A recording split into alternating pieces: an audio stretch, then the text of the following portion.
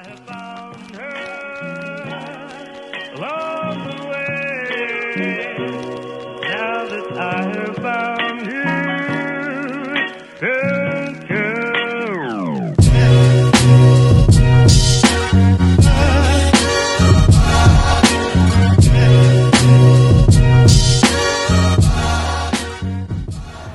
What's going on, everybody? Welcome back to Black in Medicine. As always, I'm your host, Amonte. I'm Isaiah. And it's been a minute. Don't do it too much. Yeah, and there's been some changes. As you can see. As you can see. If you haven't noticed. But right, despite our changes in hairstyle, Or beer style. We're still dedicated to kind of giving you the best content and helping you along this journey, or giving you insight into what it's like to be Black in medicine, and also that intersection between Black culture and medicine. So thank you for being here. Thank you in advance for supporting us. Don't forget to subscribe, like, comment. Tell me your TikTok. Oh yeah, kxng.zx, you know. Right, Instagram, UPSLHAI _. We'll have all this. Yeah, we'll have all this. But today's a special day because we have a very, very special guest, dedicated educator, mother, wife, leader in the field, Dr. Thomas. How you feel, Dr. Thomas? Good. Introduce myself. Yeah, introduce yourself. Hi everyone, I'm Dr. Thomas. I'm as Amonte say, educator and wife. My doctorate is in education, and I'm the director of education at a local medical school. And what that means is that I manage a curriculum, do some LCME things or accreditation things. Can I start over? Hi, I'm Dr. Thomas, and I'm the director of medical education at a local medical school. Yeah. And it's lovely to be here. Yes, and we're so glad and thankful to have her here. We got a lot in store. But before we get into that, as always, we gotta have a little. Chop it up. Just for a little bit. You can stay with us. So talking about our topic today, right? We're talking a lot about education. Education. As you're growing up, you know. As you're growing up. And so, right, with that in mind, bro, did you have like a favorite show growing up? Like, what? SpongeBob. Okay, see, you can't. See, SpongeBob's a classic. You know, like they don't make SpongeBob. You be seeing the new SpongeBob too. They don't make it like they used to. It's not the same. So SpongeBob was my thing. Okay. I also like Phineas and Ferb. I ain't gonna hold you. Okay. But yeah, that was really me. SpongeBob, classic. If it is for honestly, I'm gonna have to copy your answer and say SpongeBob for real. It's a classic. It is. I'm trying to think. You know what I used to like? What's the cowardly dog or something like that? Courage the Cowardly Dog. Yeah, not too crazy. If you know. But right, we're talking a lot about in this episode just education and growing up, and so let us know in the comments what your favorite show was growing up in childhood, and why, all that kind of good stuff. But let's get straight into it. So Dr. Thomas, you gave us a little intro. Where are you from? So I was born in Jamaica, and I lived there for half of my life before I moved here. I won't say how long ago that was. But I've lived there for half of my life, so I did high school, and then I moved here for college. Okay. So growing up in Jamaica, like, how was that? Oh, it was amazing. As amazing as your audience think it is. Sunshine and just the majority of people looking like you.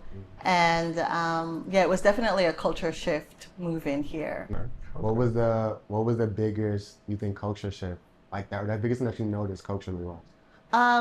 So the biggest culture shift for me was the emphasis on race, because if you have any Jamaican friends, you know that we pride ourselves in being Jamaican, right? Yeah. Like there's a high pride there, but we really don't necessarily think about like black, white, everyone's just Jamaican regardless of how they look. So race wasn't really an emphasis for us growing up, and that's here. Like it's a checkbox on everything here. And so your identity is very much tied up in externally how you look versus how you perform and show up in the world. Yeah, and I think that kind of ties into the fact that like race is really something that's like culturally like made up. Like they just put stuff on the stuff and call it stuff. You know what I mean? Yeah. But that's interesting. That's interesting.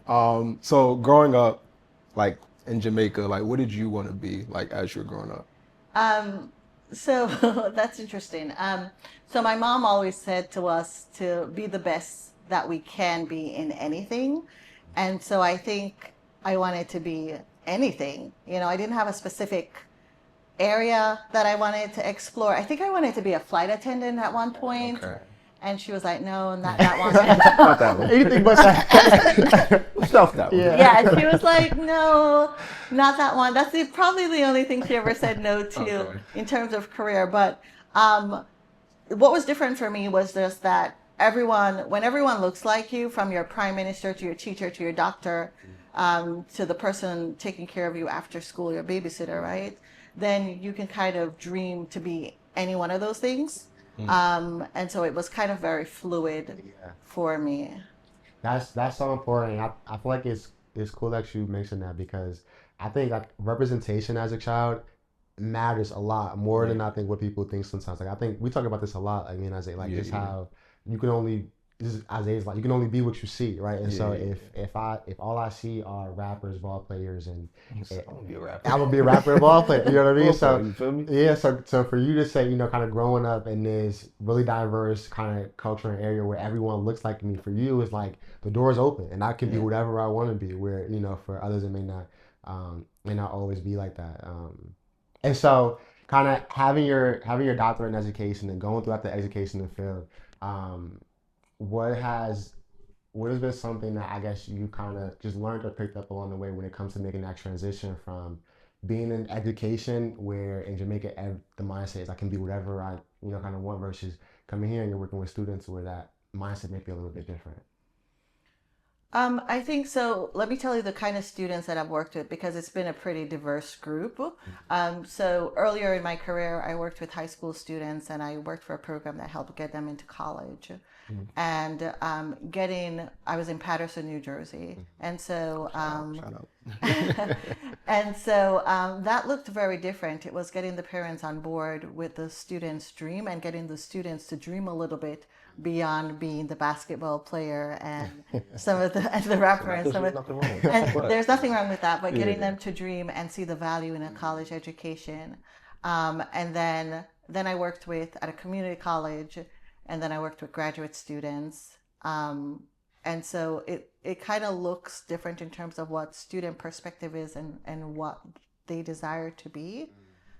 Repeat your question so I make sure I'm answering it. I mean, I think you're doing a great job. And it's just, was there any kind of, I guess, transition or how that conversation looks differently talking to a child who has little representation versus someone who has a lot of representation? Yeah, I think it's exposing them to what they can be and telling them more about that field and what that field looks like and giving them mentors. So like the program I worked with, leaving undergrad, not only did we expose them to college, like we would take them on college tours, which the programs that do that do amazing things, but we also had mentors we had these sponsors, and the sponsors were mentors, and the sponsors would give them internships, and that would expose them to what they did. So the sponsors were in the pharmaceuticals field, the business field, and having those conversations, but also giving them representation really helped kind of fortify that career for them, because not only did we just talk about it, but they could actually see it in lived experiences. Yeah. Okay. Yeah, no, that's interesting. And I think that kind of plays into this whole thing of like how representation is like so important, and it can come in like so many different like facets, whether it be like a mentor or, just seeing somebody in a position that you want to be in, or movie, TV, and books. Yeah. So little birdie told me that Dr. Thomas has some heat coming out. That's word on the street. That's the word on the street. I ain't the trip around town. You feel me? I don't want to, spread no rumors, but could you valid verify the rumors or not? I can. Okay. Okay, so I am writing, or I've written now, 3 children's books. They're under the umbrella term Doctors Like Me. And it really talks about this young man, or this child. It's a 6-year-old child. His name is Eli. And it goes on this journey with Eli. The first book is about Eli, and he's going to the doctor with his mom. and the doctor is a Black woman, and he's interacting with her about like his mom's experience. He's getting to listen to the heartbeat, and it's a wonderful experience about this child seeing someone who looks like him in this field, and he's really excited about that representation. And so it then the second book goes on this journey where Eli then asks the his mom, who's the principal of his school, whether or not the doctor could come to career day. And so the doctor comes to career day with her partner, and they talk about what they do. And so again, now a group of students are experiencing these doctors who look like them. And then the third book is just like a mini medical school kind of thing. And the whole premise is there is so much we do in the STEM pipeline, but how much of that is dedicated to like the 5 to 10 age. So this book really helps to raise awareness of being doctors in the field for that specific age range, because we do a lot of things for middle school, we do a lot of things for high school, but we don't necessarily have a lot of programs for that lower elementary kind of age range. And so the hope is for students, children, to see themselves represented in the book in a field that may be new to them, or something that they are interested in, just dressing up and role modeling. Yeah. No, I like that. The first book, I like that one because it kind of like speaks to like something that like I experienced like, during my clinical rotations early in the year, going through clinical rotations. I was on my peds rotation, and I was taking care of this little girl, and little Black girl, and she was like, I'm listening to her heart, and she was like, what you doing? I'm like, listening to your heart. She was like, what does it sound like? I was like, you want to hear? So I took my stethoscope up, put it on her, and like let her listen like to my heart sounds. And I guess, she didn't hear it at first, and then I moved it, and then she like her face like lit up. She's like, I hear it. And I was like that kind of stuff. Like, and again, talking to the representation and like again kind of tying it into that book, like hopefully, this girl, she's probably like 9 years old or something like that, but hopefully, that experience, me and her, kind of sparks something where, hopefully, she wants to be a doctor, like in the medical field. Or not, but it stays with her, right? She had this really great experience with you, and the idea that someone who looks like her helped her and she had this experience, how long will that stay with her? Will she share that with her friends? It just kind of spreads, right? Like this kindness that you showed spreads, but also the representation that she had. Now she goes back to school and said, guess what? I was able to listen to this doctor's heart, because she doesn't know the difference. And then she gets into all the details. And that's the memory that she carries or may carry with her. And then at some point she's like, well, when her mom or dad say, well, what do you want to be? Oh, I want to be a doctor like Dr. Isaiah. It's just these small seeds. So it's like, I think the book was designed to plant these small seeds in children's lives, but also show representation in other ways. And that's why I think the book is so amazing, because, and we're just increasing representation and exposing in general, because especially now, and in the climate that we are in, and with medicine and everything that's going on, but it's those small moments like that interaction in the office or you writing that book that you can't really measure. I can't go to somebody and say, look at what, but we know, like being in it and seeing that I know what that did for me as a kid, and I know what that does for somebody else as a kid. So we were gonna ask you, what did you hope to get with this book, or who is it for? But I think you kind of hit that on the head, as as far as this being for that kind of younger side, and just kind of increasing that exposure and getting them to see that there is more. This is what that looks like. Yeah, and I think that so many kids don't get to see that, right? Like my son is 8, and my daughter is 3, and I was very intentional in trying to find a doctor that looks like them, but my doctor doesn't even look like me, right? Like many of my providers don't look like me. And so that's the difference between me growing up and being here, right? You have to be very intentional, and in some spaces, not everybody's going to have that experience. And so this book gives them this opportunity to kind of see themselves represented in a field, but also see a physician represented in a field that they may not see. I remember interviewing a candidate for medical school a couple of years ago, and one of my question was like, when was your first interaction with a black doctor? Because this was a black candidate. Yeah. And the applicant said, I was 17.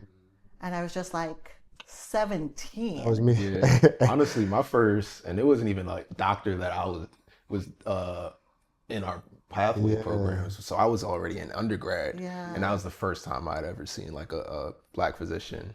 Like Yeah. he was on like a panel and stuff like that. But, So that really struck me, like at 17, like if you think about the medical school pipeline for the majority, maybe not for minorities, but for many other kids, their parents are doctors, so they're going to be a doctor, and they're already thinking about it, right? Yeah. And how much of that plays into or minority students having to do a post-bac program because they didn't dream of something early enough to think about, I need to do the harder sciences, or I need to be in a pre-med program, or I need to do, like what they need to do to be prepared to be in that pipeline. So that's kind of it. At the back of each book, I have like an author's note, which is just like a nice little note to the parents about navigating this process. And I don't know what that will look like yet, but it's going to be a small note just kind of saying, hey, here are the resources. Here's what you might be able to check into. Here's your local medical school might have a mini medical school thing happening, or at the middle school level, they might have something. So just kind of putting in those little notes for people who might need that navigational capital, because not everybody knows what exists, right? And that's so important. I didn't realize how deep and invested certain parents are with their children when it comes to education. Like as far as even SAT tests and getting them twos at a young age. Like my mother was like, SAT test, what you talking about? Why you spelling all these letters? Yeah, like you better go try. Like, and then I got to a certain point where like preparing for high school, and I'm meeting people outside of Patterson, and they don't look like me, and they're telling me, yeah, my parents bought me this $1,000 course, and I'm studying to get this 1,700 SAT score, and they're preparing for me to be a doctor. And I'm like, wow, this is crazy. So this book is, as much as this book is also, it sounds like it's for the child, it's also for the parents too, to show them like, this is how we can, like, as a people, as a community, be intentional with the seeds that we are sowing. All right. So, and with that in mind, if you're talking to a parent, they're asking, okay, when I'm reading this book, how do I make sure this doesn't go over my child's head? Is there anything that the authors know? Is there anything that they can kind of just, I guess, emphasize when they're reading it, or kind of elaborate? What is that? How do you see that looking like, I guess, with the parent and child? I'm glad you asked that question. So I don't think the parents need to necessarily emphasize that. I am going to have the aspect of the author's note there, but the books all end in the same way, where the doctor is saying, like, remain curious, remain curious about, like, with asking questions, be excited about math, be excited about science. And really that's the thing, right? Like if children, we were talking about this earlier, like if children remain curious, that curiosity is that one thing that it shows up almost in every field, but especially in the medical field, right? That is linked to your critical thinking. And that's so important. So the last 3 sentences of every book are very similar, but like it's different from a different physician. And it's really just saying those things. So that's the message, right? Like we're not trying to funnel students or children into a particular thing. Like I love that my mom said to me, be anything you want to be, but just be the best at whatever you're going to be. Like you need to be the best, and not necessarily in competition with anyone else, but meaning work hard at it. And so these books are just really to plant those seeds of, like there's so many deficits in areas of not just medicine, but in terms of sciences and scientists and researchers and so forth. And so this is just one way to kind of say, if you're excited about exploring this, or if you like the pictures and you want to dress up in a white coat, then do that, right? Because you might not see someone in your family or someone when you go to a doctor that looks like you, but just kind of encouraging more of our kids to not only be Superman and Batman, but also be dressed up as a doctor and all the other things too. Yeah. No, that's great. No, and I think just listening to you talk, I'm thinking about, my own childhood and kind of how I was blessed enough and lucky enough to have people kind of feed that curiosity, as annoying as it probably was. Why is that? Why is that? Why is that? You know what I mean? And then that's a great question. It was something that made it said to me, whether unconsciously or unintentionally, it's okay to to ask that question. It's okay to wonder, and an answer maybe be, I don't know. You go search it out and tell me what that looks like. Yes. And it's and again, we're talking, I think, about those things that's hard to measure, but in the landscape of a lot of fields, but specifically medicine, like you mentioned, curiosity and that critical thinking is so important. And you know, as we think about raising more Black doctors, it's having books like that foster that curiosity that's so important. And so your book is changing the landscape of medicine. And so as we think about your book and how it changed the landscape of medicine, what do you notice about how medicine, how the field looks like now versus what the hope or I guess expectation is for how it should look like? So we don't have a lot of diversity, right? Like the diversity among or Black doctors, the last time I checked, I think was 7%. The diversity around or Latino population was slightly higher than that, and then the Native Americans was 1%, and so we're really lacking with that. We do know for sure that there is going to be a shortage within the physician workforce by 2033, or I think it may have gone up to 2035. And so what we don't want to know, what we don't want to see, right? Because medicine is a pipeline, right? It's, if you invest in the pipeline, then whatever you produce is going to look like your investment. And we already now, like we just had a conversation about not seeing or having doctors that look like us, right? And so if we're not investing in that earlier pipeline, then we're going to still have the same problem right now where we don't have enough people who are diverse that look like us, really providing care for the population. And we know all the things that go into that, you know, like patients are better served when they have doctors that look like them and understand their experiences. And so it lacks the diversity, and we really need to think of in all the ways, how are we kind of fostering the development of a diverse population? Like that's a scary word right now, but given the political landscape, but improving our minoritized student body within medicine is something that we really have to pay attention to, because the pipeline is so long, right? Like you have undergrad and you have residency. But even before undergrad and residency, you have pre-med, and you have to kind of be fostering the development of the science scores or being enrolled in science classes, and even in high school for some, right? So thinking about that early on, and how do we get kids to engage in that early on, like our minoritized population to engage in that early on? How do we keep them interested in it so that we can have the end results that we want to then serve the population, the diverse population that's coming, whether or not we invest in it or not.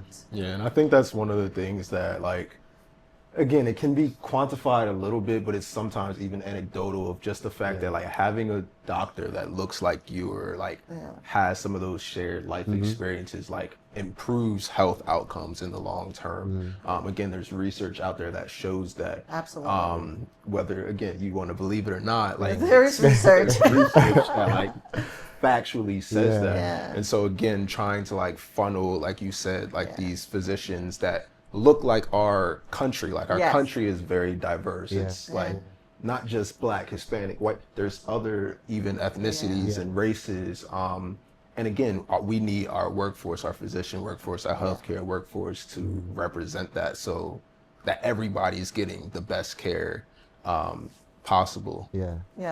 And I think that word you use is so important. Investing. Like it takes effort on our part, and those who can see what we're talking about and say, you know, I from personal experience, I know the effects of not having representation in medicine looks like, and I want to invest. And one of the ways to invest is by purchasing books, you know what I mean, and reading them to your children. Or if you're a doctor, if you're someone, even if you don't have kids, but I'm purchasing these books to put in my office so that others, and I can give out and hand out.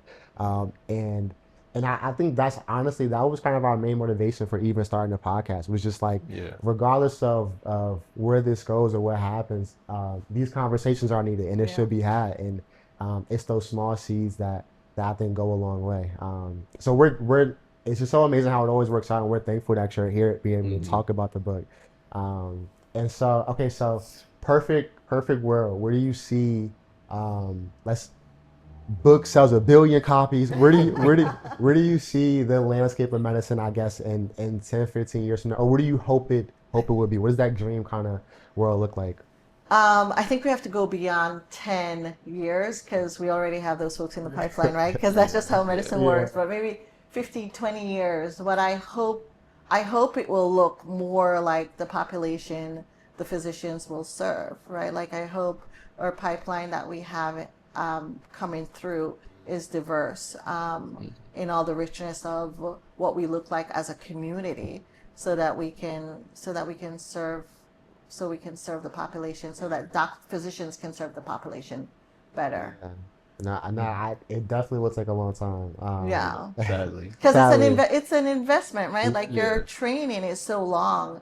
So if we're thinking about 10 years, we really have to be thinking way ahead of who is being admitted into medical schools to then reflect the 10 years. And that's, I guess that's the most important part for me. It's, the advice that the students, we have so many issues, right? Like we have from the advice our students get, or misinformation that they get, or people not encouraging them to believe that they can actually be in this pipeline. So really working on the pre-advising aspect of it as well, not just the books, but the pre-advising. The book is one part, like planting the seed, being motivated to explore medicine is one part, but then having somebody to say, hey, like, I believe in you, I see you, I know that you can be a physician, I'm going to connect you with this other physician or this student in medical school who looks like you, to encourage you along the way. Like the mentoring, going back to, we started with representation, right? It's not just representation on the endpoint, it's representation across along the way. And there's so many obstacles, from like not having diversity in teachers, right? Because teachers play such a big part, especially with our student body, like seeing the potential. Like Black teachers see the potential and will push, or their Black students in different ways that non-minoritized teachers just don't, or can't, and they connect differently. So it's from like the teachers to the advising to the classes to the representation. Once you get into pre-medical, in a pre-medical field, or in medicine, or in medical school. Yeah. So right now, let's picture this. I'm a high school, middle school kid. I want to be a doctor, but everything you just said seems so much bigger to me right now. Like, you're talking about pipeline programs, you're talking about like money, all this stuff that like making it hard. Like, I want to be a doctor, but it sounds like, from everything that we've been talking about, it sounds hard. Yeah. What would you tell me as like this middle school, high school kid that wants to get there, how to stay motivated, or what can I do, or how can I think, Question. I would tell you to talk to Amonte.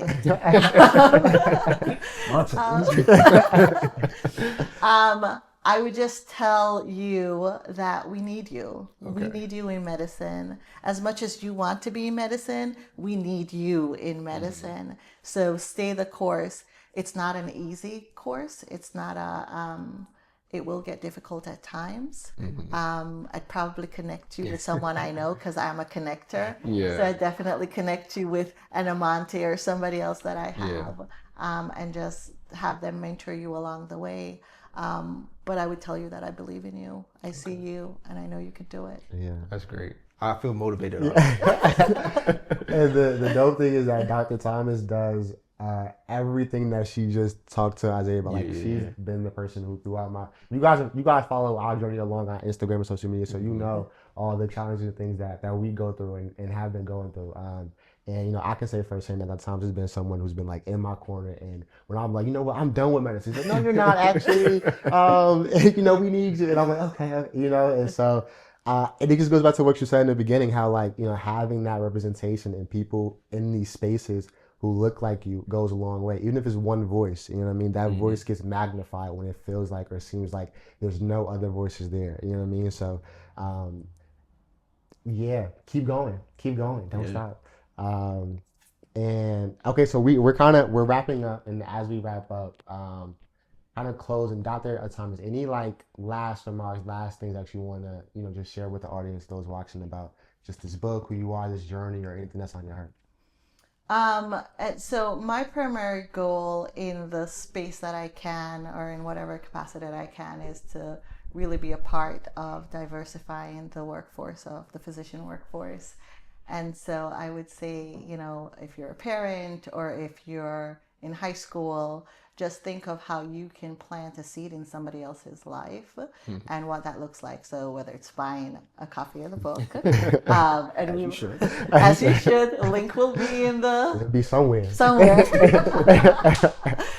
So whether it's buying a copy of the book or you know, just kind of encouraging somebody else to kind of keep going, or just listening to this podcast over and over again to encourage yourself to kind of keep going, stay curious, and know that we need you, we see you, and continue working hard. And we hope to see you in medical school soon.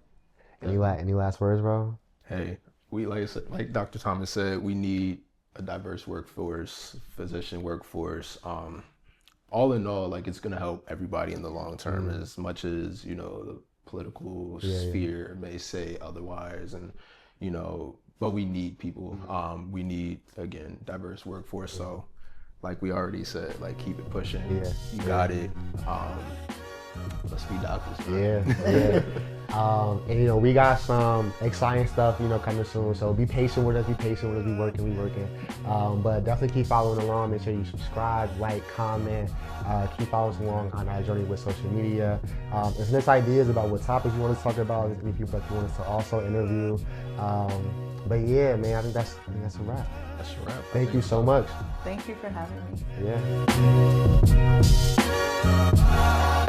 Yeah.